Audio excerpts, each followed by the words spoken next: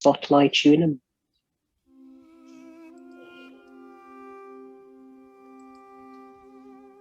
Okay, thank you. You're welcome, Baji. Thank you. Please keep your focus on your meditation.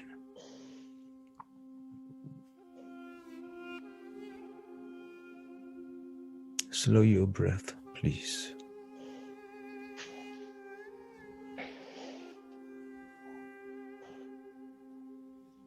And deep breathe all the way from your navel.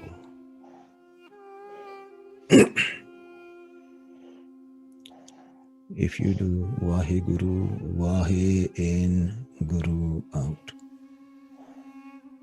Allah in, Hu out. Om.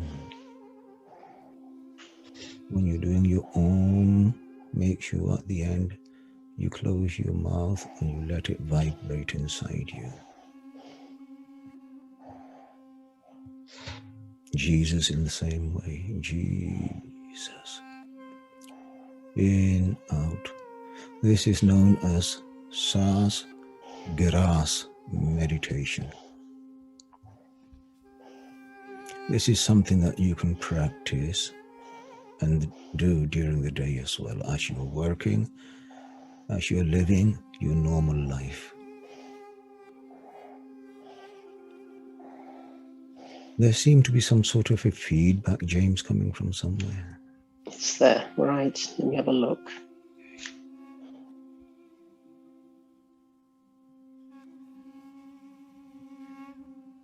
Let's go back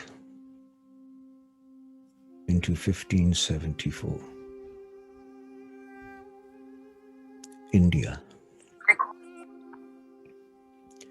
It was a warm morning. The congregation was gathering together for the morning sadhana. Kirtan, meaning singing religious hymns, and katha, meaning discourse. Sitting on the spiritual seat of Guru Nanak Dev Ji, the first Guru of the Sikhs, was Guru Amar Das Ji. He was third in line of the succession. Guru Amar Das had served Guru Angad Dev Ji, who was the second Guru, for 12 years. And I would like you to pay a very particular attention as to how he served. Guru Amar Das Ji, his seva meaning his spiritual duty towards the Guru, was to fetch water for him from a running, flowing stream. That stream was 12.5 kilometers away. So past midnight, he would set out to make a daily return trip of 25 kilometers. He would fill the vessel, put it on top of his head, wrap it around with what we call a sarupa, and make his way back. And on his return, he would never face the Guru. He would return backwards. So much respect he had. Come hot summers, come shivering winters, Amar Das carried on with this seva 12 years without fail.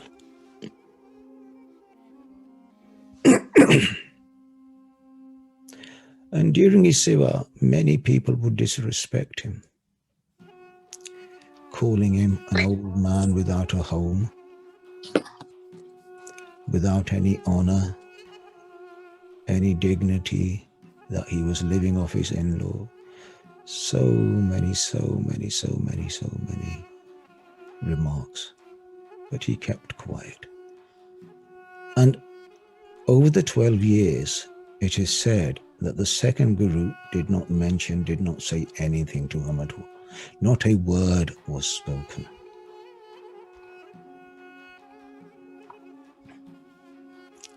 An incident happened which we will not discuss now, which pleased the Guru. And as Guruji was going to pass away, the second Guru, he nominated Guru Amar Das to become the next in line of the spiritual seat of Nanak.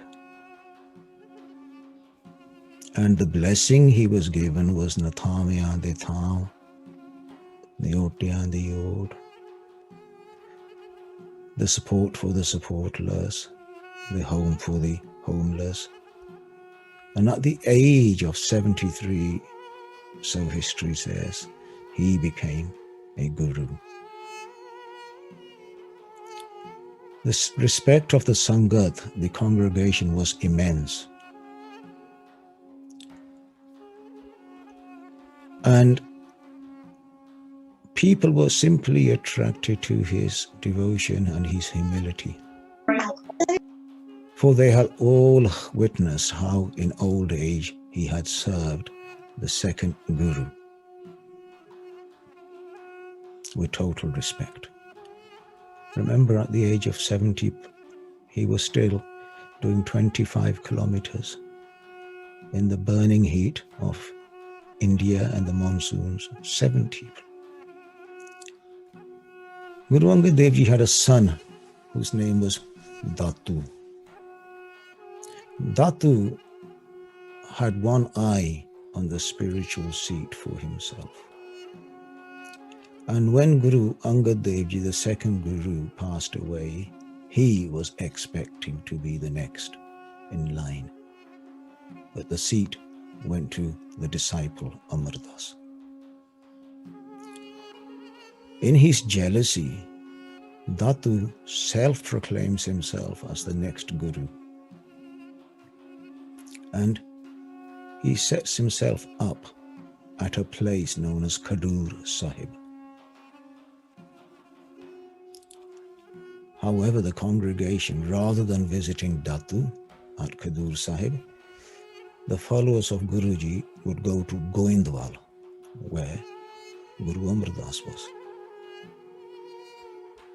And this infuriated Datu. Nobody was coming to him. One day, Datu overheard some of his ardent followers saying that they could not understand how a servant of a Guru had overtaken the son of the Guru. These words were like petrol to fire. His already burning anger and jealousy became an inferno within him.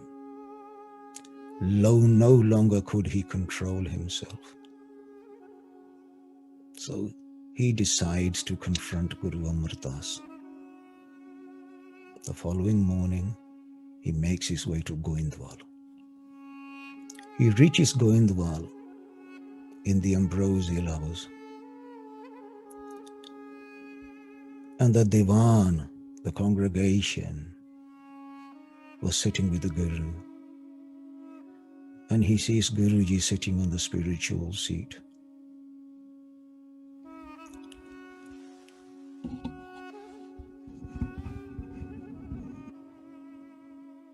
And many people simply circulating around Guruji, sitting all around Guruji, listening to his words of wisdom.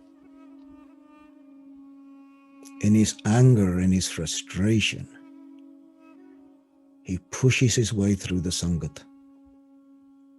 And in uncontrolled rage, Datu starts to yell verbal abuses at Guruji. And before Guruji could say anything, Datu kicks the chair on which Guruji was sitting. The aged, frail Guru falls over onto the hard, dusty ground. Remember, Guruji was around 73 at this time. And in a fit of anger, he shouts, "Yesterday, you was my father's servant. Today, you are sitting on his seat. I will not allow this to happen." Instead of getting angry, the aged Guru Amar Das Ji composes himself.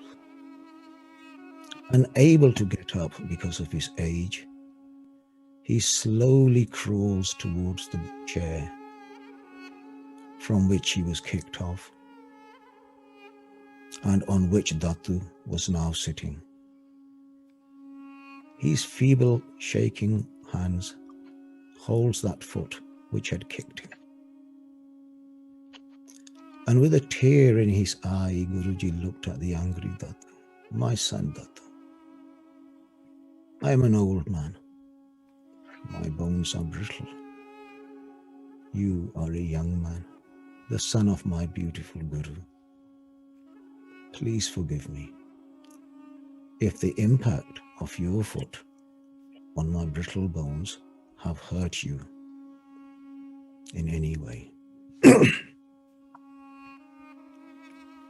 Such was the humility of the Guru. A few disciples who had observed what had played out, they were in tears at what they were witnessing. Datu looked confused. And after massaging Datu's foot, Guru Amar Das Ji gets up and leaves Goindwal and returns back to his ancestral village of Basarke. And the story continues from there. However, let's discuss this incident. There is nothing that a man falls into more easily than the raging ocean of pride. Nothing. Known as Bikram Nadi in spiritual terms. Bhavasagar. And each wave stronger than the one before. So therefore, there is no greater sin that has been expressed in all religious text other than the sin of pride of the human nature. Equally, on the other hand, there is no other attribute expressed in religious text more virtuous than spiritual humility. That is right up there with love and faith. Pride is brainless and groundless, for there is no profit to be gained by pride. Humility is the centerpiece in the store of divine virtues. Those grounded in humility will carry the full force of the divine in their word and thought. I remember my spiritual master used to say to me, "Son, I cannot even afford to think bad about somebody, because even the power of the thought of the one who is a slave of the divine will be immense. It could do immense damage." Generally speaking, humility has been split in different types. Natural humility, this is just an innate birth character, not spiritual, just a birth character of somebody. Then there is a humbled humility, somebody who has fallen from their high chair because of a particular event or a situation which had led to their downfall. and in religious circles especially, contrived humility, a fake humility, where you go to the temple, you go to see the learned people and you're acting all humble and pious, but the moment you leave, you're the same arrogant person. It's called contrived humility. Sadly, many religious people suffer from this humility, or so-called religious people. Then there is the intentional humility. Basically, that means when you need some help, you change your character, you change the tone of your voice, you change the way you want to behave, just so somebody could get you out of an issue. Then there is a spiritual humility. This cannot be practiced. This is simply born from meditation, from blessings of the pious soul. So this is why over and over again it is stressed. Sangata kariye sadhaki anta kare nirvaho. Find the society of the pious, not people who can talk good about religion, not people with sweet words. No, somebody who lives and breathes and is dedicated to their teachings of the divine. This humility is also known as garibi or maskini. That simply means a beggar. That simply means that I am absolutely nothing. Main garib, main maskeen, tera naam hai adhara. I am garib, I am maskeen. I have nothing. I am empty. I have no virtues. I have nothing which will please you, my divine. I simply fall in your feet. Do with me as you wish. I have no home to go to. I have no place to go to. Hum rulate phirte Vaheguru. Hum rulate phirte. Koi baat na puchta. Koi baat na puchta. Hum rulate phirte. My divine, I am getting kicked around in this world by the very people who I thought was mine. Nobody is listening to my pleas. Please make me yours. Humility is driven from the word humus, meaning earth.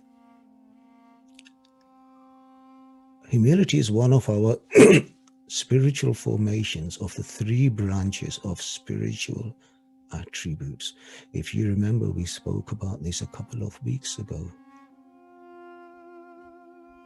And those are divine virtues and sweet speech plus humility. And humility is a virtue that all true masters have stressed and adopted. Hathon de phir bhala manaye, and when they do something for somebody, they thank them. They thank them. Because somebody has given them the opportunity to do something to serve them. It is not, I have done this for anybody. Thank you. And a good spiritual master will drill this discipline into their disciple. The quality of humility radiated through all the prophets, Jesus, Buddha, Guruji, Krishnaji, and the pious souls of the beloved, the saints. And out of the triad that we were talking about, the first quality of humility will set your first steps towards the right direction of spirituality. The first.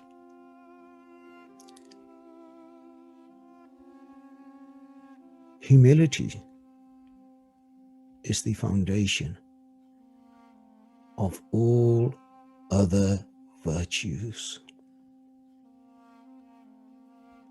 If you do not have spiritual humility, you will have no virtue that will grow from you. And in a soul in which this virtue does not exist, there cannot be any other virtue, and any other virtue will simply be a mere appearance. Remember that, please. It'll be simply an appearance.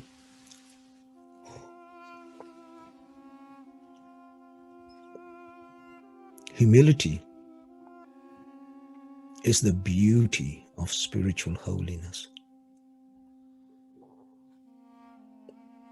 No spiritual progress can be, will be, ever has been made without humility.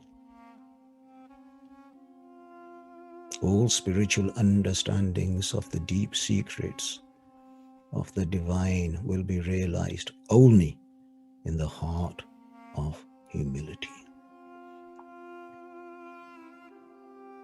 All scriptures, all saints of all religions stress one thing: humility, humility, humility. But sadly, we are lost in the darkness of Maya. And the end result is vanity, proud, blind to the wisdoms of the scriptures. Remember, no tree can grow except from the root from which it sprang from. Therefore, no tree of divine virtues of the spiritual humility will be born in ego or pride. Divine virtues will only be born from the roots of the divine, your divine scriptures. The root of the company of the blessed souls, the Sangat that you keep. And here's the process. First, find that Sangat which is rooted in the truth, absolute truth, who understands the absolute truth in its Par Brahm form, in its Brahm form, and its Paramatma form. Three aspects of the absolute truth. Brahma, the creator. Paramatma, a little bit of that soul which is in all of us. Then the Brahman, or the Brahm, which is our holy text, the Gurus and the saints. Those who recognize these three aspects of the divine in manifestation will understand the absolute truth.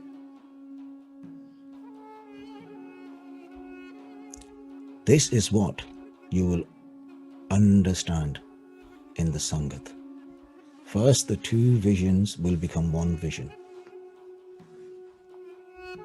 Then a process will take place where through blessings, through association, all the weeds that choke the beauty, the soil of the heart, they will soon start being removed.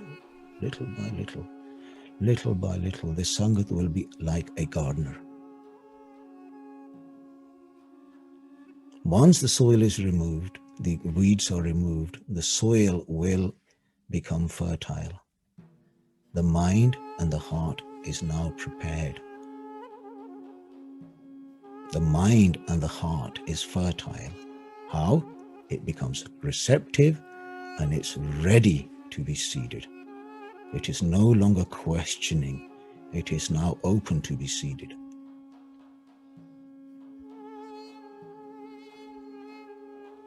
Then in this congregation of the pious, the heart will be seeded by the Shabd mantra. And as the seeding process takes place, we will begin to die into the Shabd. Meaning, the death of our ego-driven thoughts. Our ego-driven thought, arguments, prejudices, they will all start disappearing. And for the first time, this veil will be lifted. And for the first time, this mind will start talking to the divine. The mind starts to converse with the divine. And you know what it says?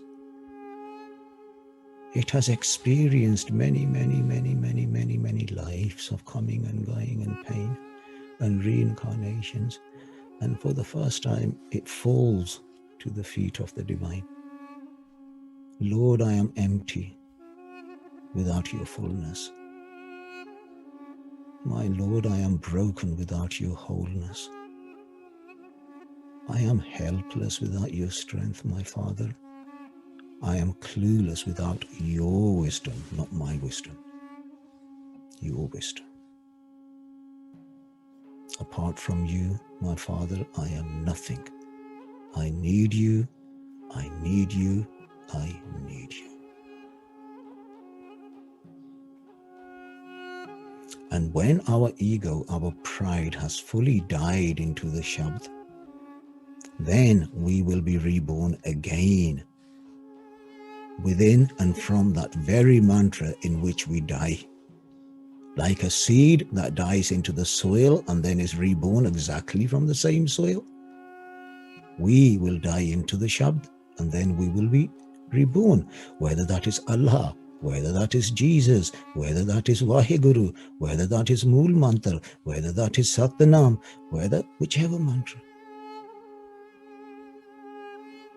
So, first to be killed by that hand and then to be reborn, a divine birth, a new version of ourselves, more pleasing to the divine, by the same hand that first kills us, is the process. And many will experience hardships in their life as the dying process is happening. Emotional hardship, physical hardship, relationship hardships, many hardships. But this is our self dying. This is, at that time, a wise spiritualist will understand this is not the time to question. The moment you ask the question, why, you have lost the right to be reborn.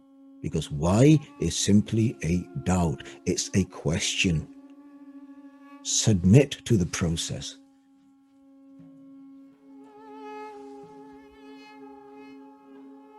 What we were, we will no longer be. But there are many challenges. This process of dying will not be easy. But it is absolutely fundamental and is necessary if you want to become a spiritualist. This is not a path about talking. This is a very serious path. And in many cases, a very painful path. But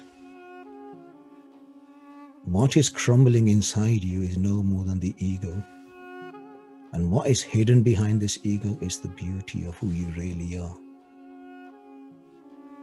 Remember, before any honor comes humility. You have to fight, you have to battle. You're the spiritual warriors. What does a good Christian say? Nothing in my hands I bring, simply to your cross I cling. That's it. Nothing. Not how much meditation I do, how much money I've given to charity. Nothing. They simply cling to the cross, the feet of Jesus. What does a Muslim say? Oh Allah, nothing in my hands I bring, simply to your name I cling. What does a good Gursikh say? Oh Vaheguru Ji, nothing in my hands I bring, simply to your name I cling. And same with the good Hindu. Oh Brahma, nothing in my hands I bring, simply to your name I cling. When this mindset becomes prominent, dominant in our hearts, then a process will begin to sprout, and this process is the fruit of spiritual humility. And this spiritual humility will destroy the pride within us and set us free once and for all. Buddha garibi kar chale ho, main bekjar ho. At this moment, we are all caged, suffering in the prison of the me. And as we meditate, the poverty of our personal identity will begin to be lost in the fullness of the divine's eternal greatness.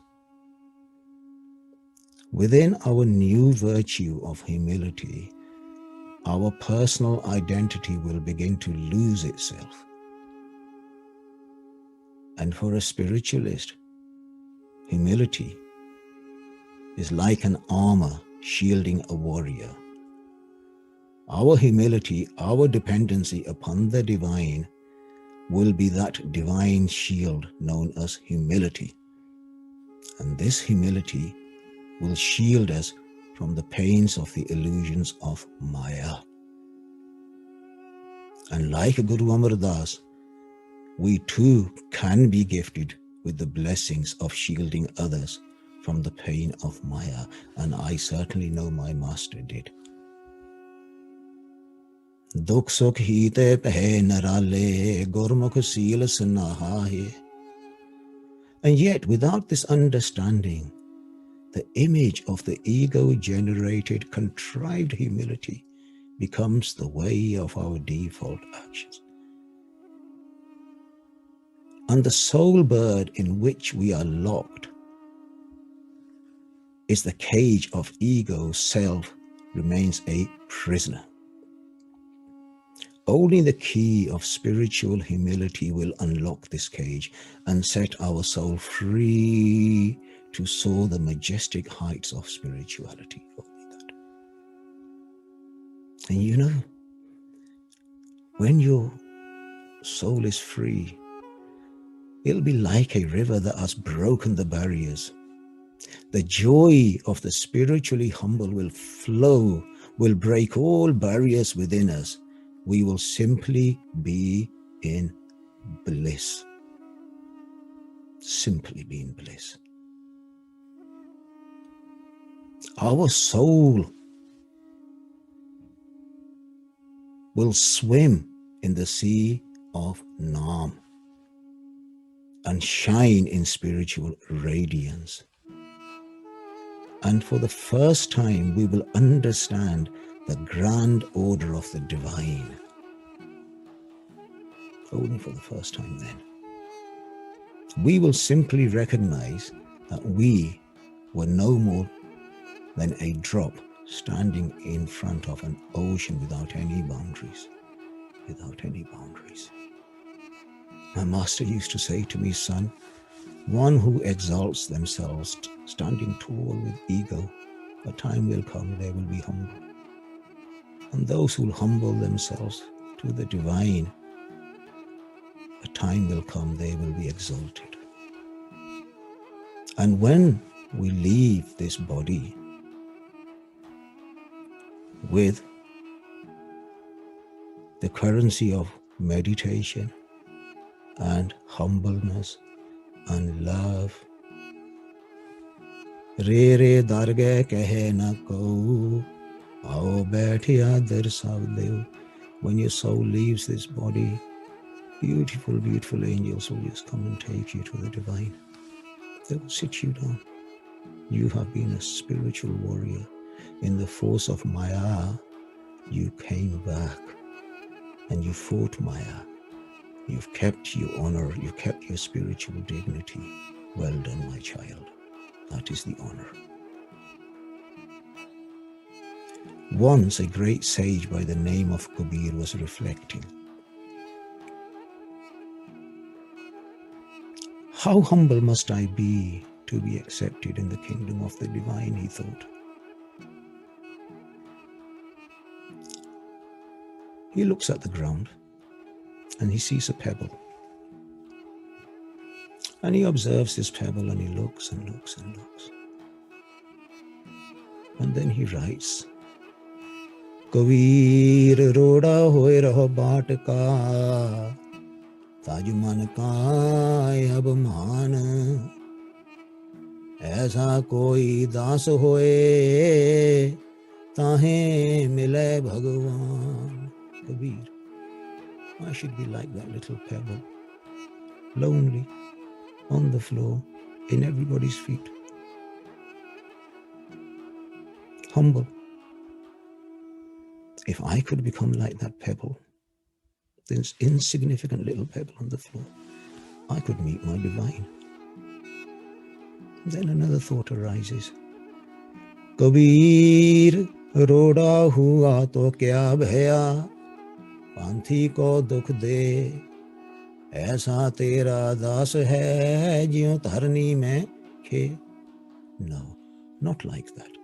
Because if somebody's foot accidentally hits, even a child, it comes under somebody's feet, it will give them pain.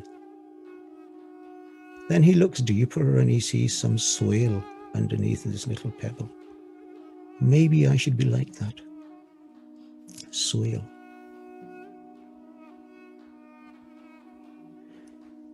Kabir khe hua hui to kya bhayo, jiyo ud lage ang, har jane aisa chahiye, jiyo pani sarvang. Kabir, no, not even like that soil. Because a gust of wind will come and this soil can dirty somebody else's clothes. Not even those values, no. Even not the soil. Maybe I should become like that water which is sitting there. Absolutely pure, flexible, adaptable. Maybe I should become like the water. And many spiritualists will say, water, water, water. They don't understand spirituality. They really don't understand spirituality, not even water. Kabir pani hua to kya bhaya, sira tata hoy. There's a nature of water. It gets hot and cold. Hot and cold, hot and cold. No, so I cannot even be like this water. My temperament cannot blow hot and cold. Then he comes to one conclusion. Har jan aisa chahiye, jaisa hari hoy. The lover of the divine must have exactly the same values and the virtues like the divine themselves. Nothing less. A photo image of the divine. And the one who becomes like that, the one who becomes the humble servant of the Lord, will have within them spiritual dignity. They will find their honor in the divine and not in relationships, not in the world, not in money, not in Maya. Because those sort of dignities will let you down today or tomorrow. They're only very short-lived. They will find glory. They will find purpose. They will find status, real status. You will become the king of this world, not artificial status that they take you up and then they kick you down, they build you up and they kick you down, nothing like that. the revelation of the divine will be opened. They will find divine wisdom and divine understanding. And the biggest privilege is that they will be protected by the divine all the time. Remember I told you my master used to say, we are insured by the divine. I have nothing to worry about. That insurance. Remember, we are the light of humility. And when we truly realize that we were the children of the divine, yet living a life of misidentity, then we will begin to shine. The ignorance of darkness will be no more. In humility, the lover and the divine becomes one. Har Jan doi ek hai. Har, the divine. Har Jan, the lover of the divine, becomes one. 2 to 1. And you know the beauty in this is, the greatest pleasure the lover of the divine has is that they are consistently and continuously searching more ways in which they can humble themselves to the divine. Remember one thing, a glass has to be submerged into water for it to fill. Sitting the glass on top of the water is not. It will remain empty. When you are with a spiritualist, a good teacher in your text, spiritual text, your guru, wherever your beliefs are, dip that mind into those teachings and fill it up with the love of the divine. It will set you free. Humility is simply being a stage of true freedom, a stage of true liberation, bringing grace, courage, and spiritual nourishment. Each day, each hour, each minute, each second of our lives. Please understand one thing. The destination of somebody who is proud, any aspect of, even if they are meditating, spiritual, teaching, going, whatever, if they carry pride and vanity inside them, the end destination will be destruction. Full stop.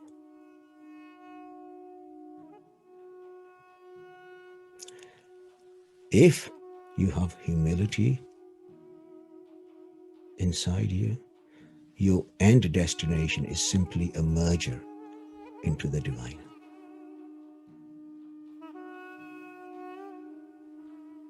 A merger into the divine.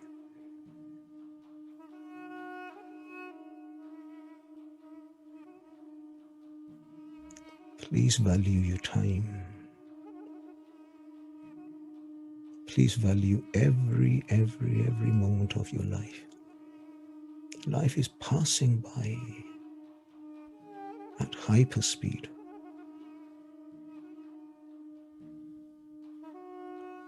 And we still have an opportunity. Please use it wisely. Live in spiritual humbleness, humility. Find that company and spend time with them. Thank you very much for listening. James? Thank you, Bahadur Baji. Thank you.